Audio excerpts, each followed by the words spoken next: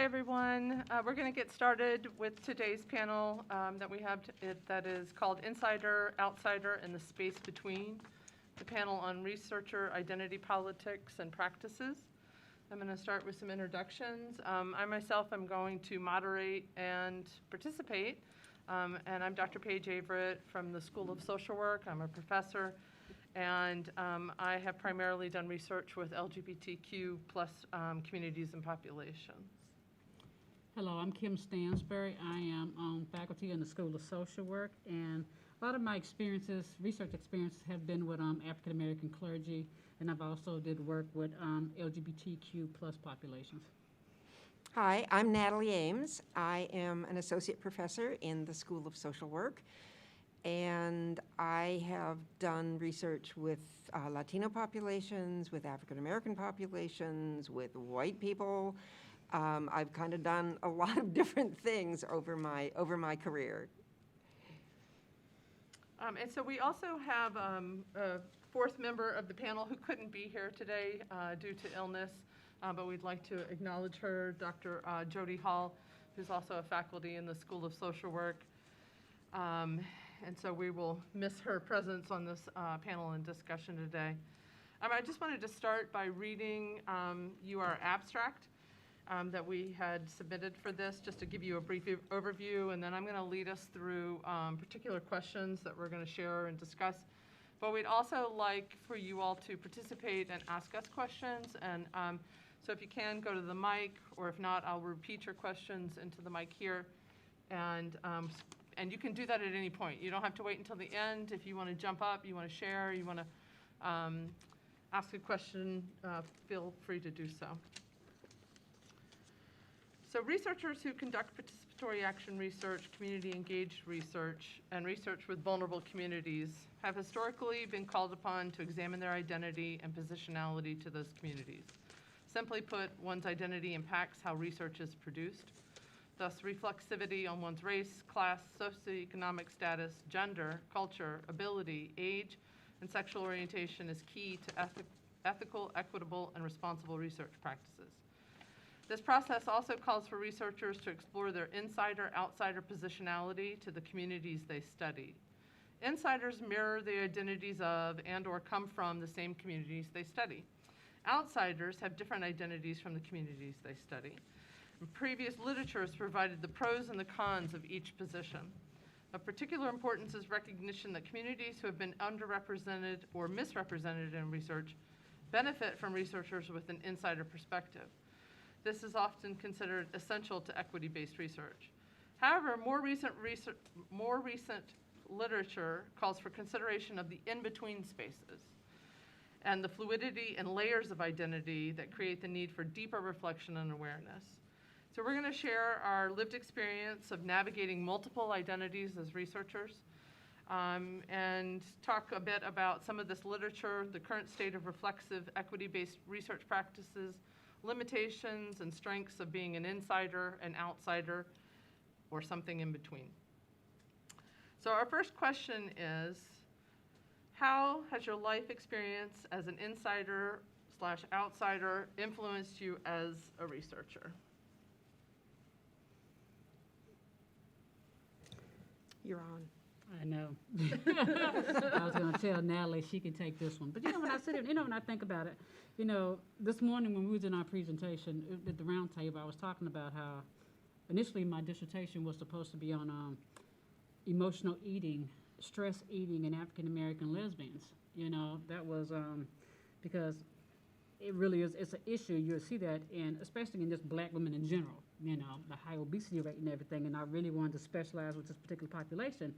However, I ended up changing my mind at the last minute and changing what I wanted to do my dissertation on. And so I ended up looking at exploring clergy's perspectives on mental health and what it looks like in older adults. I just thought I would get more traction. It's more fundable, So that was one of the reasons why I chose to pivot to a new area. But I can say I kind of had the insider-outsider, when it came to working with African American clergy, because I grew up with the black church, and the black church had a prominent role in our lives growing up. We were in church at least 3 days out of the week.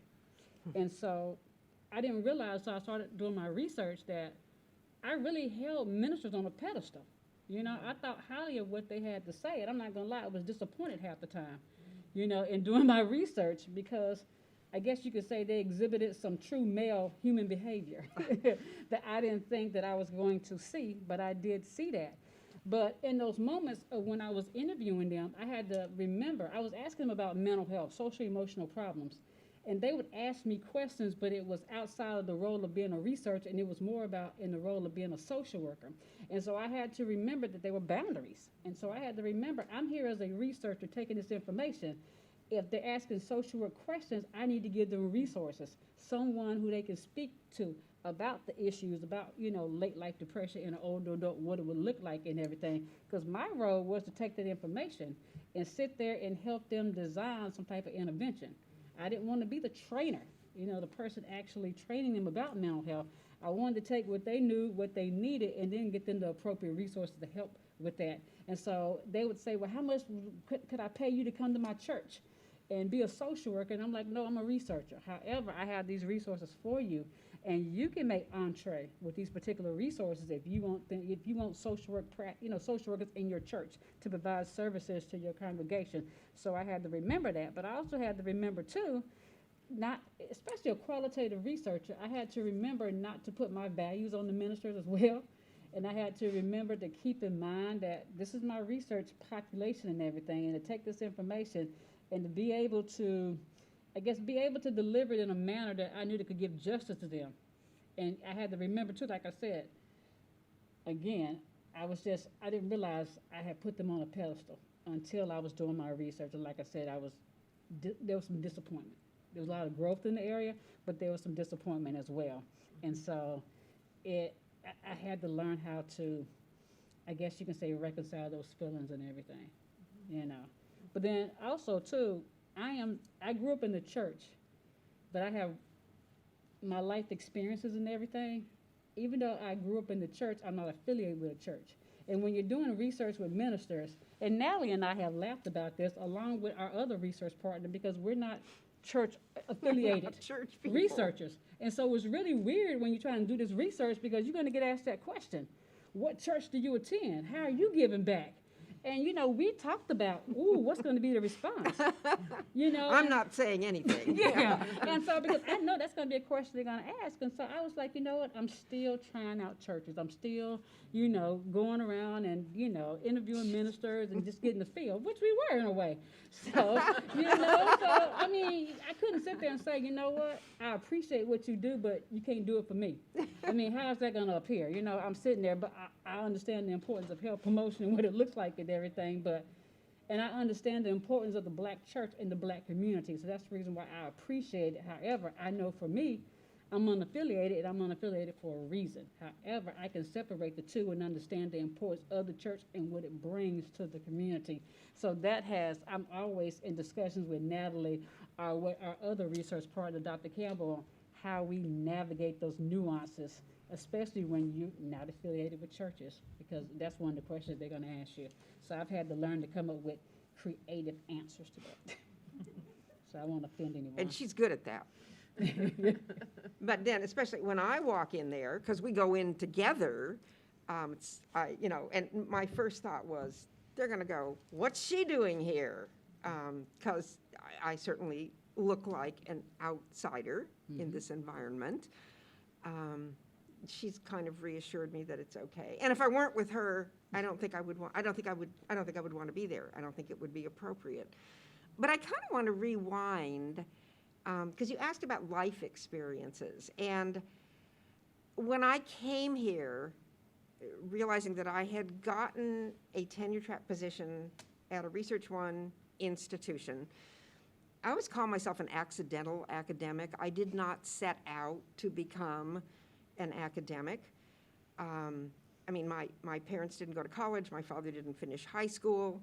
I felt like an outsider as an undergraduate because I met all these kids at my undergraduate public institution whose parents were professionals. They'd all graduated from college. And then I had friends who were going to go to graduate school. I didn't even know what that was. And I didn't have a clue why they would want to do that, whatever it was. So, after quite a long career as a social worker, and having a chance to do some teaching, I thought maybe academia is a place that I might want to go, but always with a focus on teaching, being with students, teaching students.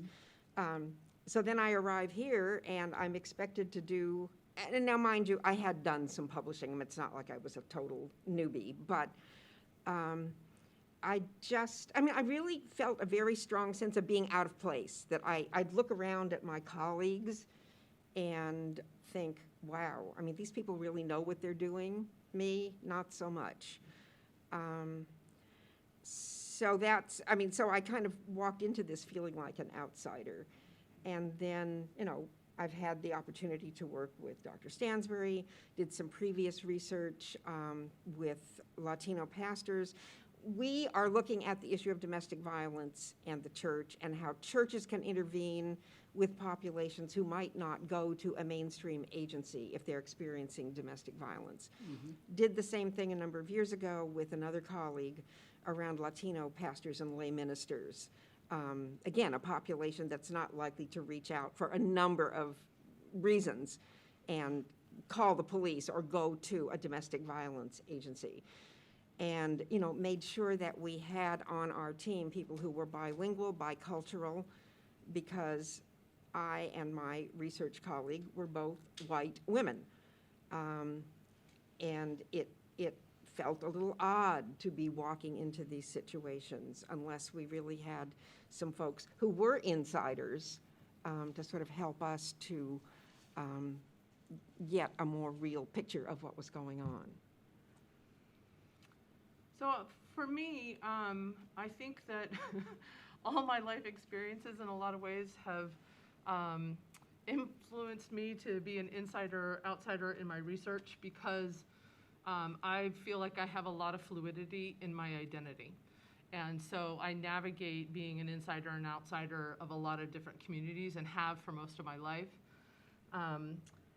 It's like one example is my entire family is Southern, is from North Carolina originally, is from Sampson County, North Carolina.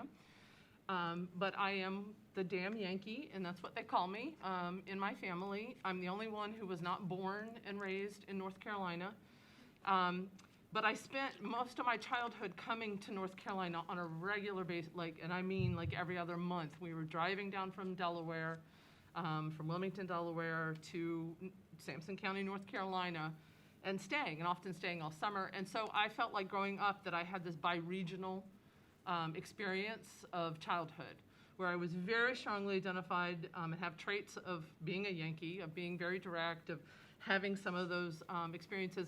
Was raised in a very diverse environment. My schools were all diverse in race, diverse in socioeconomic status, neighborhoods I lived in. But then I would come south, and I'd have a very Southern cultural raising. My extended family taught me Southern traditions and values, and it would be very segregated. My experience whenever I'd come south would be the opposite of what my experience was.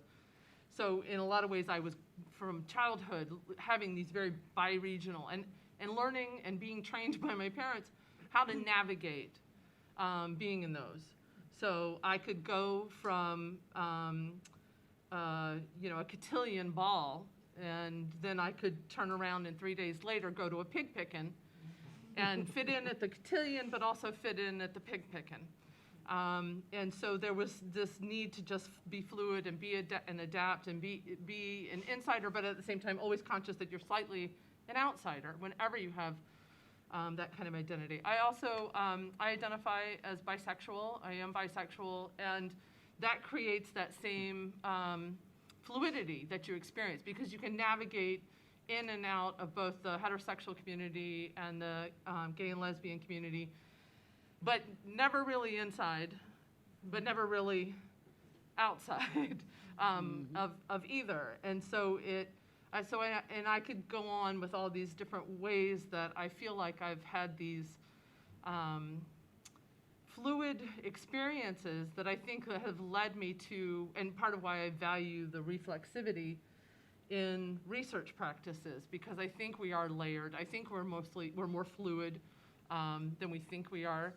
I think that there are these layers to it, and so to me, it's something I've navigated most of my life, and so it also makes sense then to navigate it when I'm doing research and to have it kind of present and in focus for me.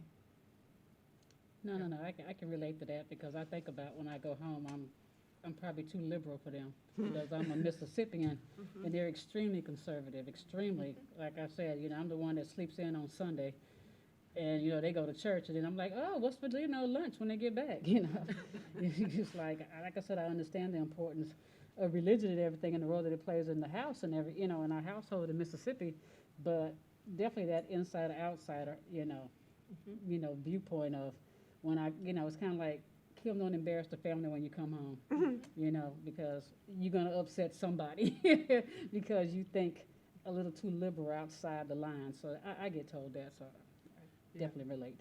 Yeah. I also thought about when you were talking earlier about just not, navigating that researcher/social worker. So I think that's a whole other thing. If you come from a professional background that has kind of these professional skills tied to it, and then you also do research, then you're trying to navigate that duality or that expectation and trying to separate those hats, but not totally, right? So so we're all social workers, we all practice social work, and that experience infuses how we engage as researchers, and in some really positive ways, but we have to be careful that it doesn't become a problem, and that we're not then engaging more as social workers and less as researchers. Or what does that even look like or mean, and how do we do it, and when are appropriate ways to do it? And so we have to have kind of a constant reflexivity about that when we're doing research especially with communities that are at risk or have been misrepresented in previous research, that you still do have to do the work of the research, of being a researcher, but you still have that social worker hat that kind of comes in and out and weaves around in it.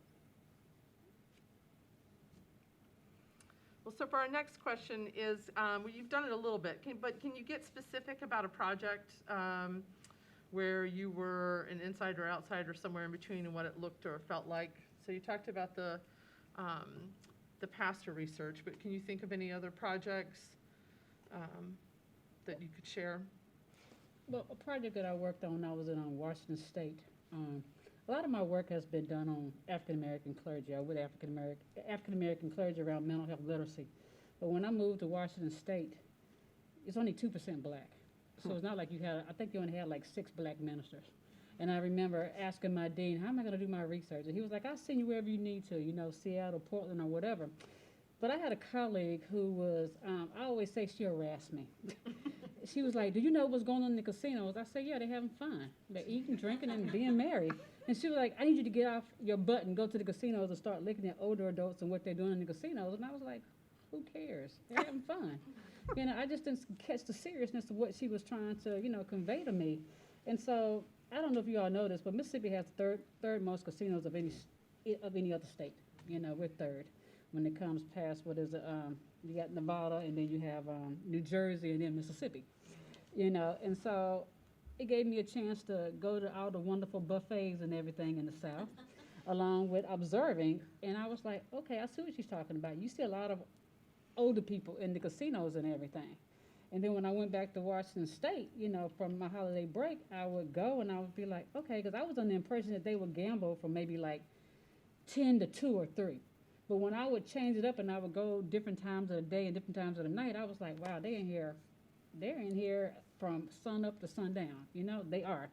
And honestly, if you don't notice, the casino is really a great case study in diversity and how you bring in diverse populations and everything. But I was going to say, I decided I wanted to study gambling and what it looks like in older adults, what pleasure they get out of it. And so here I am, an outsider, you know what I mean? Because I'm working with a population that's 60 and over, and I'm trying to get them to talk to me about their gambling issues. And so I'm listening to them, and I'm hearing, and I'm having to tell myself, Kim, you're a researcher. You're not the social worker. because I am hearing all of this. I don't have a problem, even though I see the problem. But I'm hearing all this denial. But not only that, but I've also given like this little pre-screen scale that says if you answer 1, you're at risk. And so I've had, to tell you the truth, all of my sample of people of color that I have, 20, because I interviewed 40, all 20, they would be at risk because they answer yes to both questions. And so that's 100% right there at risk, and they don't know they're at risk or they're in denial about being at risk, but sitting there not wanting to say, you have an issue. There is something going on. But also, too, what was interesting, and I did ethnographic research along with this project. And so the most interesting part, I went in there like 20 days in a row at different times. And I was seeing some of the most prominent people in Spokane in there. Like people that was like directors of social service agencies and all that type of stuff in there. And I'm walking around observing and everything, and I'm sitting there like, I think this person may have an issue. So one thing, not trying to be judgmental. Second, not sitting there trying to tell people, you may have an issue, and you're in denial about it, and that's the reason why you're experiencing these financial issues in your life because of the gambling, but them not connecting it, and me having to remember, I'm here again as a researcher and not as the social worker, and remembering I need to make sure that when I report my data back that we can have some type of training, some type of intervention on bringing awareness of, gambling-related problems to this population. So I had to remember that I'm the researcher and I'm not there to be like, you're a social worker. So being able to separate the two, and it's difficult, but I always keep that in mind. I always keep a little piece of paper on me too. When I feel like saying something as a social worker, I can look at it and go like, I'm the researcher. I'm not the social worker, because it really is a slippery slope, and I'm trying not to slide down that slippery slope. Well, I think with the project that we've been working on, and also with the project I did with the Latino Pastors, probably because I do identify as a social worker, the whole idea was to gather information through focus groups, through interviews, that would enable us to know around this particular issue what would be helpful to the people who were providing us with the information, so that they had tools to act, to do things that they weren't equipped to do before we came in there. And that's probably what makes it satisfying for me, because I feel like I'm not responding to them as a social worker while we're doing the research, but that somehow the fact that we are able to pull something together and provide it to the folks who have been helpful. And yeah, we'll get some publications out of it too, but that's really not too significant to the people that we're doing the research with. What's significant, we hope, is that we've actually been able to give them something that will enable them to act in ways that perhaps they weren't able to do before.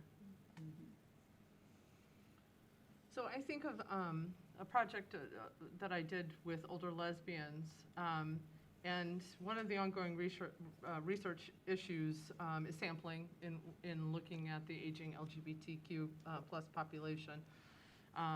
There's not been a ton of research on this community at all. What research there has been historically was mostly white men. So just by accessing older lesbians, I was accessing a group that had not been studied before. And I very much had to navigate my bisexual identity with, and being, at the time when I started the project, I was younger than I am now. And so being, fairly young.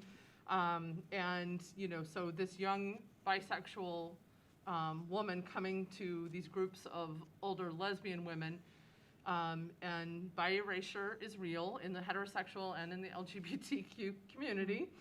And so not feeling, that my identity was respected or acknowledged, it wasn't legitimate to then give me any insider perspective to studying lesbian issues. My age also didn't give me maybe necessarily the gravitas, but being able to build that relationship because there was some commonality, some little bridges that gave me some access. And so being able to educate that group that I was more of an insider than they thought, and that I was going to represent them, even though I wasn't a complete duplication in terms of identity. But the really sad part was that of the study, even though we got the largest minority, or people of color, women of color, older lesbians of color in the sample that had ever been gotten, it was still not enough to do anything analysis-wise with, because it was such a small sample. So it made me aware that there was this huge need for research on Black lesbians, and it's something we need to talk about. And so I just kind of had a heart that I really needed to, we needed to hear from Black aging lesbians and hear about their experience, because they were just so underrepresented and non-existent in the research literature. So I tried to access those groups in the same ways that I had tried to access, the original group. And, you can imagine, I got told no, and go away, and, don't bother us again. I did learn some really great lessons. So I learned, a couple of different things, and some of it was the importance of having a researcher, to them, of having a researcher of that same identity that was on the study. They didn't trust me, and really it was about, it was as a white woman, that there wasn't trust that I would represent their Black identity. They weren't as concerned about the lesbian identity as they were about the race issue. And so really the importance of having someone on the team that could be that person that would represent that and be that insider in that very specific way to them as a group. They also taught me more about incentives. This was back, and it wasn't using research incentives, but it was a really great thing for me. I had a key informant potential. The one who basically wasn't my informant told me no. It told me no, I wasn't going to get access to her group or any other group, but here, let me tell you why. So schooled me, and it was a really great education in that. But also that incentives are valued by the older Black community, because you're respecting their time. And so that, whereas I had been trained as a researcher that incentives were a problem, that they would create bias, that you were getting particular types of participants, that they were only participating because they were being incentivized. And so I had this older Black lesbian potential key informant, gatekeeper, basically tell me, no, you don't even come to our community unless you have incentives to offer, because you need to show us that respect, that you're willing to pay us for our time and energy. And that was a great learning experience and opportunity for me. Yeah, I definitely learned that with my gambling population. I had $25 gift cards to Walmart. Yeah. And it definitely was helpful. Right. Getting that access. But also, it's important too, if you're going to do the research and everything, to make sure that you give back, because so many times, we go in and tell communities what they're doing wrong and how we can fix them without actually listening to them and what do they need, and maybe they don't need anything, but we want to put our thoughts on them, and they don't respect that. But also too, a lot of times we go in as researchers, we take this information, we write on it, and then we pat ourselves on the back. Our colleagues pat us on the back for job well done, but we never gave anything back to that community. And so they develop these feelings to where they don't want to be guinea pigs anymore, or they don't want to participate. And so it takes another researcher coming through and saying it's not going to be like that this time. But, they still have those memories. And, my grandmother always used to say, don't write a check you can't cash. And, and so when you go and you make those inroads with these vulnerable communities, if you sit there and say you're going to do something, you need to do it. And if you don't, you let them know why you didn't do it or why you were not able to do it, because they will appreciate your honesty with them. But you had your hand. I do have a question. Do you need me to use the microphone? If you can just repeat the question, probably the easiest thing. Oh, okay. Okay. So you've mentioned a couple times, all of you, I think, have, about being a social worker and how there's times where you have to just have your researcher hat on and not use a social worker hat. But at the same time, you're talking now about how you want to give back to the community. So I'm sort of wondering, what is it that you ultimately do feel like you can give back? I think you've hinted at this, but if you could say more about, like, how can you help the people that you were researching with, or, you know, this, you know what I'm trying to say. I'm all about building interventions now. Yeah. And in building interventions and being around some other researchers that are in intervention research, they've been teaching me about how to build design teams. Because a lot of times we've been talking about focus groups and doing focus groups. Well, that's wonderful, but now I've elevated to one of the projects I'm working on, which is a resident council grant, where we have a design team where it has actual residents that live in a nursing home, along with the ombuds people, along with activity directors, social workers, and nurses. But they're actually sitting on this design team so we can actually come together and build a resident council toolbox, so we can actually train residents on what a resident council could look like, the possibilities and everything.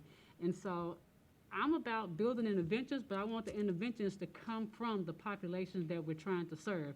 Natalie and I we wrote a grant over, tell you the truth, we wrote the grant, and I believe in, was it October? I think so, Yeah, we yes. wrote this grant, and It was good. yeah, we're disappointed it didn't get funded. Yeah. But no, what I was gonna say is, you know, we've been talking about how we're doing work with African-American clergy around the prevention and intervention of domestic violence. Well, we have the black clergy, and then we have lay people from the church, but an important population that we were missing, how about the survivors, the victims?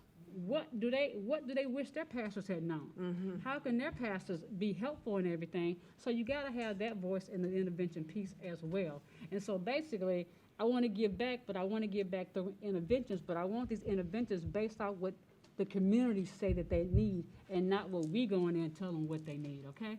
Because if you let them help design it and everything, you get more buy-in, because they are key stakeholders, and we have to recognize that. Yeah, so if you know anybody who wants to fund that grant, see us afterwards. Yes, Um, so we're looking at Yeah. that. It's intervention building, but making sure that it manifests from the communities that you serve. And I always tell Natalie, I'm not trying to go in there and be a missionary and tell you what you need. She tells me a lot of other things too, but Yes. that's one of them, yeah. I think there's also, I mean, I think that's like fantastic and the whole next level, but one of the things, I shared it in this morning's roundtable that we did, but it's, you know, it's answering your question as well, is that, so when I did my project with the older lesbians, I connected with the online group, the Old Lesbians Organizing for Change. They call themselves old, so it's not my words, theirs. And they're very savvy, very highly educated, very politically active, and they have a ResearchGatekeeper, and that's her title. And there's very rigorous steps you have to go through in order to access their group and to engage with them as a community in doing your research. They have specific things.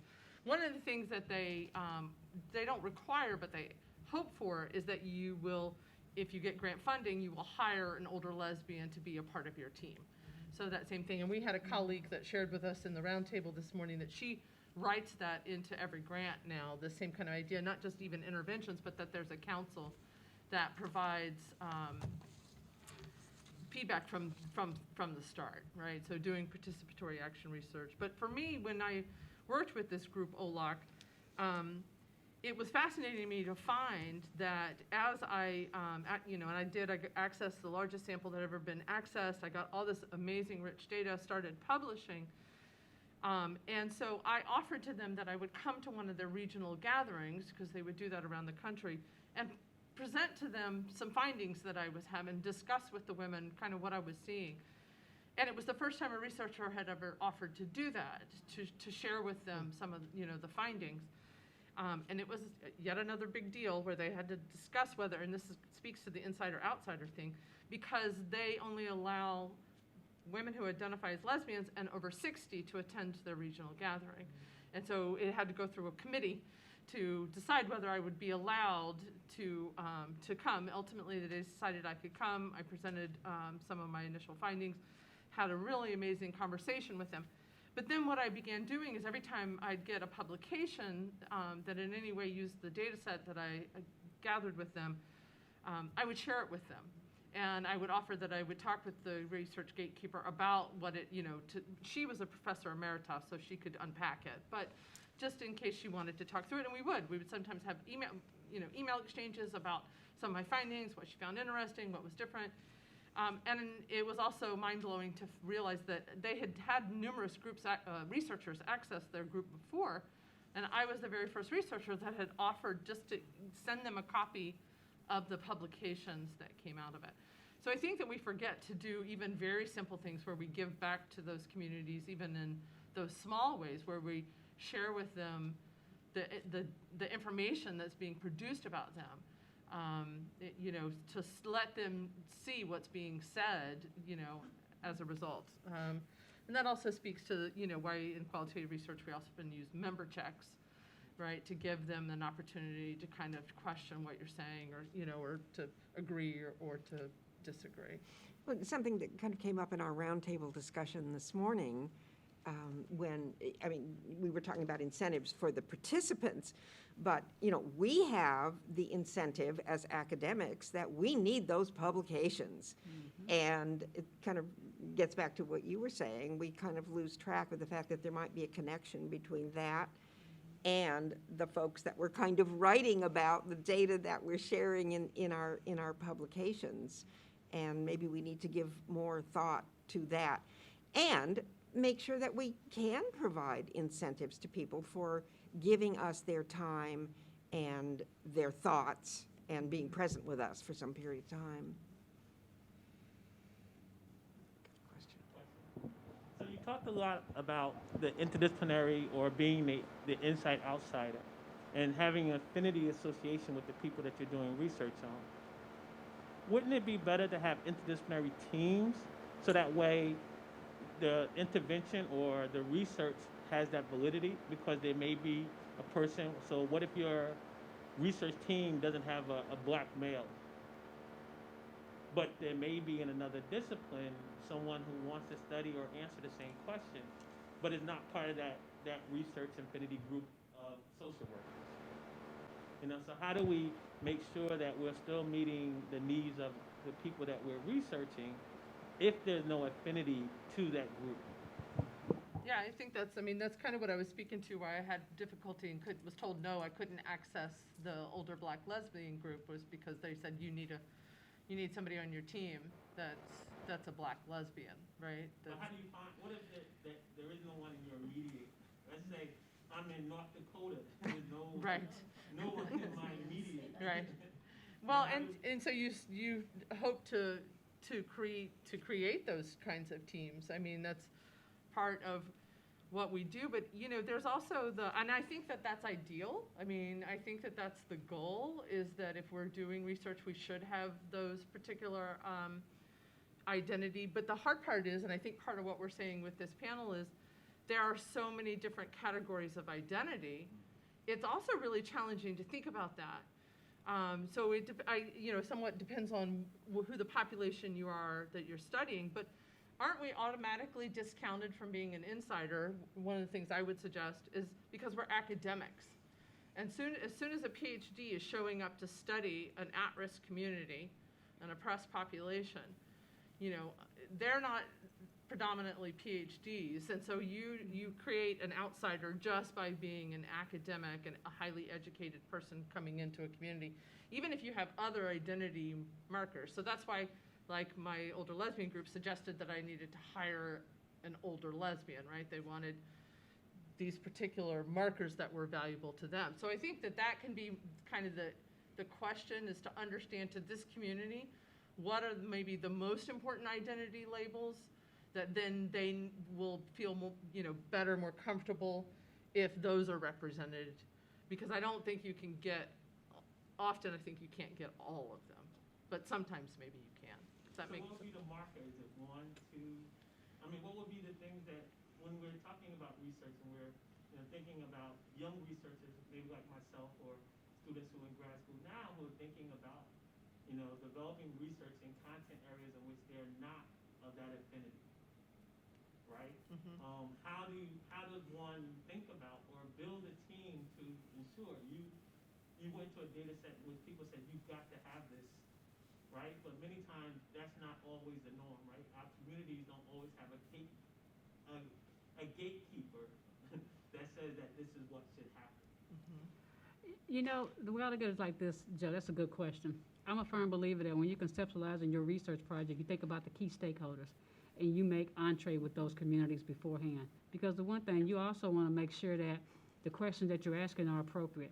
You want to make sure that you can get into those communities and everything as well. And it's important. It's kind of like when I used to be over in Washington State, and I was the only black faculty, on the School of Social Works, tell you the truth, the only black person on their faculty. And I would always get calls from maybe like the University of Montana or other schools that had a hard time recruiting people of color, saying, how do you do it? I'm like, well, you have a black quarterback. How'd you recruit that black quarterback? You need to go out there and grassroots movements, really. I mean, people you really have to. And I'm not trying to be simplistic, but you have to go out there and make those contacts. It's not good enough to say, I wish, I won't. You actually have to put in the work. And putting in the work are, what schools will I find people of color? What organizations do they belong to? If you put in the work, it can be done. Even at a University of Montana, you can contact me. I'd be happy to sit on your research team. You can fly me out there. I'd be happy to help you if you're really legit with what you're trying to do. So it can be done, because for the longest, people would talk about, oh, we're going to recruit a diverse population, and then they would come up with that justification, oh, we tried, but we just couldn't. And now it's just not good enough. So I get calls asking, will you be on our task force and everything? Can you help us and everything? And if you're genuine with your request, and I know that you're willing to put in the work, I'm willing to help you. But if you're not genuine, I'm not going to waste my time. Well, you know what, the other thing, when you recruited that black quarterback, how did you make it worth that person's while? So Thank if you. you're going to recruit her, how are you going to make it worth her while to Yeah. contribute to whatever it is that you want to get done, that you feel like you need her to help with? So I think about that. So you have to be intentional. You used to get away with it, but now you really truly need to be intentional with the population that you're trying to serve, because people are saying, no, we don't want you in our communities. And, it could be for a variety of reasons, but you got to understand something. Even when it comes to vulnerable populations, and it kind of goes into question number 3, you still have power dynamics.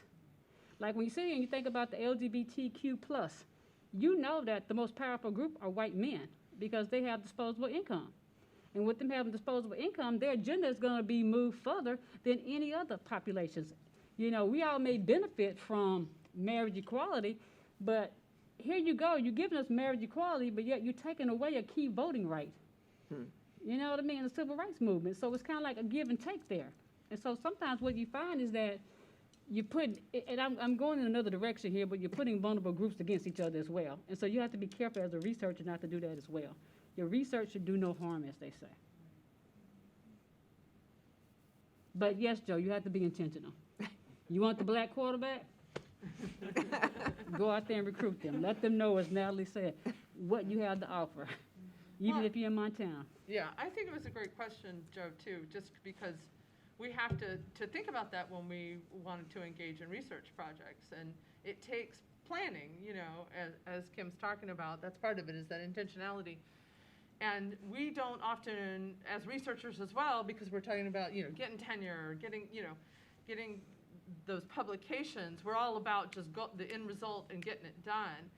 And research that is focused on equity and inclusion and diversity isn't going to be fast, by its nature, because you have to be thoughtful, because you have to be reflexive, because you have to build relationships before you even begin, because you have to check in with your communities on a regular basis. So it's not the expedient research. And so I think that's often why it hasn't been done. That's why, as we're saying, it was historically white men in the LGBTQ population that was studied, because that's where the money was, and it was faster and easier for white male researchers to access white male participants, right? Yeah, And but what you find now is, because they're throwing money at people of color, it's like white researchers are like, hey, let's go out here and do research on people of color now. Without establishing these connections, without being, tell you the truth, being intentional with what they're trying to do and how they want to give back to the community. So you have to be careful with that as well. That's not like a money grab. That whole issue of following the money. I mean, maybe we'd like to do this because, look, there's a big grant out there that we might be able to get. Yeah. And if you've already had a history of having these big grants, but these big grants have just been done on white people, what makes you think you can go in there and you can get people of color? I never forget, and Dr. Bullock, you're probably familiar with this Harper scholar, but he was doing dementia research in Louisiana. Louisiana has a large black population. And he was trying to go through Southern University, which is HBCU, historically black university in Louisiana. But he didn't think, someone had to tell him, first, you need a black person on your task force to help you with recruitment. And second, he didn't realize he had this look and this attitude of someone who wasn't approachable, but he also had a look that if you're in New Orleans or Louisiana, they had to tell him, you look like you could be affiliated with the KKK. You know, you look like you could be affiliated with the skinhead group. He didn't think about the way he looked and everything and how he was coming across. So he had to really go back and do some serious self-reflection and humble himself on how he was going to get to this vulnerable population. But it took some growth on his part. You know, it took some growth on his part to realize, I haven't really thought this through, and I have to work on this. Needless to say, he did get a sample. You know what I mean? He did get a sample. He has written some good stuff out from it. But he actually had to do some self-reflection because you have to think about the community that you're going into and what you represent, because they have these memory boxes that aren't going away. And when they see you, they automatically think of something, and they may not want to be forthcoming with their information with you. So you do have to think about that. So you're leading us into the next question, which is it's a good one, I think, for us to kind of stop on and then allow people to ask more questions that they may have. But so what do you believe other researchers should consider in terms of identity when doing research with vulnerable groups? So you've started on that. What else do you have for us? I think just being conscious of the fact that you may be an insider, you may be an outsider, you may be somewhere in between, because I don't recall years ago really thinking about that a whole lot. And when I was an insider, when I was interviewing social work educators for my doctoral dissertation, I mean, I wasn't quite an insider because I didn't have my doctorate yet, but I wasn't an outsider because I was involved in social work education, and I never really thought much about it. I don't know that I thought a whole lot about it until I got involved in the project with the Latino Pastors, where it was very clear to me. It's like, do I even belong here? Is this, how do we put a team together that will have, that the population we're looking at will relate to in some way, linguistically, culturally, because clearly I can't, nor can my other, PhD colleague. And the same thing with, when Dr. Stansbury suggested that we do something similar with the Black pastors, it's like, you really want me to do this? Well, I did ask you that. I know. Yeah. So, I mean, just kind of giving some thought. If you haven't thought about it for whatever reason, really kind of thinking about that. And there may be some benefits, perhaps, to being an outsider in terms of not being sort of enmeshed in the community, but also obviously some benefits to being an insider, just in terms of the comfort level of the people that you're working with. And so, I mean, maybe part of it is sort of having a team where you do have some balance and sort of being aware of where you fall on that spectrum, on that continuum. So reflexivity, that's right. Yeah. Like this Yeah. ongoing reflexivity. I heard Kim saying earlier, intentionality, right? Forethought, planning, it sounds like. So. But you have to have done some reflection, I think, even to sort of realize, okay, what are the steps that I need to do in terms of, how can I be intentional, and what kind of planning do I need to do ahead of time? I think it's important to know what you don't know. Yeah. And that sometimes is hard for us as academics to acknowledge that. But I think that that's a really important. One of the things I think we do in social work, we have the benefit of is that we just, because of how we were trained as practicing professionals previously, it's that our clients, now participants, are the experts of their lives, and that we aren't the experts. And so it gives us that perspective when we approach research. But I think not all researchers have that perspective of the participants as the experts. And so we talked about it some earlier this morning too, even thinking about changing your language when you get that feedback, you know, of just even what you include in your survey, you know, methods or your, you know, interview questions, those kinds of things. But I think that's, I mean, I guess maybe I'm answering my own question here, but it's a lot of work. It's a lot of, but it demands it. That's the point of it, is that when you're going to do research with a vulnerable, oppressed population, they deserve our very best. And so our most thoughtful, you know-ness, our most intentionality, and a respect for the time in the process. And a certain amount of humility in being able to say, kind of unlike the KKK wannabe. No, you didn't say he was a wannabe, but the person that you described, not walking in as the world's foremost authority, because you may have a lot of education, but you're probably not the world's foremost authority on a population that you're not a part of. And even if you are a part of it, you're still probably not the world's foremost authority. So as we teach our students, that they will learn from their clients, realizing that we are going to learn from the populations that we are doing research with.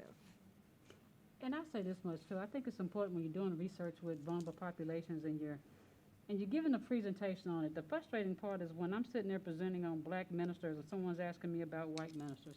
Let my black ministers have their time. Okay? Don't hijack my presentation asking me, you know? If you want to do research in that area, that's fine. But let's at least keep it on the topic at hand. But a lot of times what you find is that we always want to compare it, and it always has to be the dominant comparison without actually examining what is going on with this particular population. If you look at a lot of the LGBTQ work that was done on smoking, substance use and everything, of course it was high. They were getting their populations from the bar. And the bar is one of those areas where you could smoke and you could drink. And so you have to think about, you know, location, the audience and everything. Also, too, people question when you're part of the community. People do question about your validity of your results. They do that because they're like, I remember a study came out about, you know, LGBTQ parents and how just because you have a child doesn't mean the child is going to take on the similar sexual orientation. Because that was a big fear about if they adopt, you know, you're gonna turn them, you know, into a member of the LGBTQ plus population. And you know what they found that's not true. But then of course, the think tank that did this study was questioned. Well, you know, a lot of your members are part of the group, so how do we know that these research findings aren't skewed? Well, do heterosexuals get the same? You know, do they get the same questions and everything? I mean, is their credibility examined as well? I think sometimes what you find too with vulnerable groups is that a lot of times we have to do the research on ourselves. You know, we have to do the research on our own populations because for the longest, your dominant research did not want to do it unless there was some type of financial incentives involved, is what I've noticed. But I know you had your hand up, so. I think the point's a little bit past now, but I was just thinking about the question that Joe rose earlier. Oh, sorry. I just wanted to bring up the idea of one way to connect more with your population and reduce some of the power imbalance is to actually invite them to be part of your research team, right? So that's sort of another step. Oh, yeah. That speaks to getting lots of different voices involved, and so I hadn't heard anyone directly say that, but that seems like another possibility. Most definitely, yes. But also, too, inviting them to be a part of it and making sure that they have a voice in being a part of it. Okay. And it's not just, okay, I do have this member, just and check the box. You have to be careful with that as well. Yeah. And it's hard to put into practice. I mean, I've tried, so I know how hard it can be because it's not part of their regular world. And they don't have the same incentives that we have in terms of publishing. Yeah. Mm-hmm. So it can be very hard. People often say they want to do it, but then when it gets down to it, do they have the time and the resources?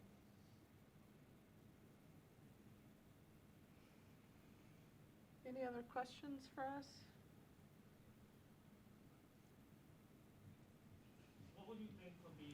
moving forward, and this is an equity conference, and we're talking about the value of research, what do we see as the challenges that researchers are going to now face, given the complexity of research and research populations? What do you feel the challenges are going to be moving forward as we get past this equity conference talking about, how to incorporate vulnerable groups or other groups and making sure that message is heard?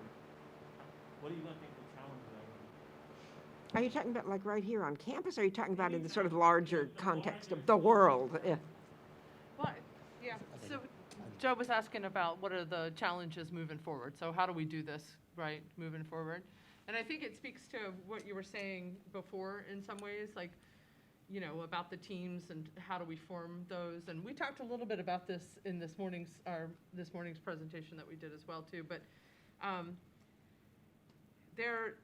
so one, we could talk about here at NC State, as a land-grant institution that's committed to community engagement, we need to respect community engaged research and the time and the process that it takes. So there's challenges to kind of the quick publication versus the doing the work that matters, and some of that has to come from administration, right, or from our DVS or by our standards of that we respect and value the time and effort that it takes to do this work, and so that we give people that space to do it. We have to figure out creative ways to create interdisciplinary teams, to create diversity on our teams.